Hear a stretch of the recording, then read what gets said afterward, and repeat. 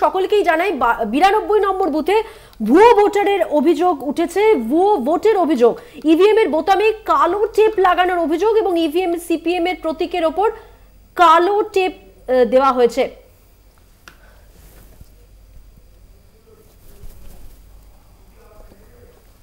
EVM এর বোতামে কালো টেপ লাগানোর অভিযোগ উঠেছে। ঠিক কি অভিযোগ, কি খবর রয়েছে জানবো। আমাদের সঙ্গে টেলিফোন লাইনে রয়েছেন আমাদের প্রতিনিধি সত্য সুন্দর ভট্টাচার্য। সত্য সুন্দর, আগে প্রথমে এই অভিযোগ সম্পর্কে জানতে চাইবো।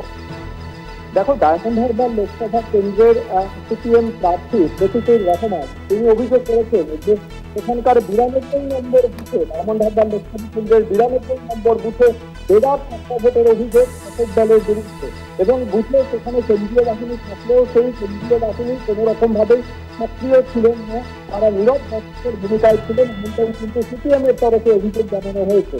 এবং এমনকি ইভিএম মেশিনে সিপিএম এর যে দলীয় প্রতীক চিহ্ন, সেই প্রতীক চিহ্নের ওপর কালো টেপ দিয়ে ঢুকে রাখা হয়েছে, এমনটাই কিন্তু শাসক দলের বিরুদ্ধে অভিযোগ সিপিএম এর। গোটা ঘটনাটি নিয়ে ইতিমধ্যে কিন্তু নিজে যেরকম অভিযোগ জানিয়েছেন সেই এলাকাতে কিন্তু যাতে কোনোভাবেই প্রক্রিয়া ব্যাহত না হয় সেই নির্দেশে কিন্তু নির্বাচন কমিশনের তরফ থেকে দেওয়া হয়েছে। অর্থাৎ সব মিলিয়ে সেই সময় পরিস্থিতি যাতে একেবারে ভোট গ্রহণ প্রক্রিয়া যাতে সুস্থ থাকে এবং কোনোভাবেই যাতে বাধা না হয় সেই বিষয়টিও জেলা আধিকারিক যারা রয়েছেন তাদেরকে নির্দেশ দিয়েছে নির্বাচন কমিশন।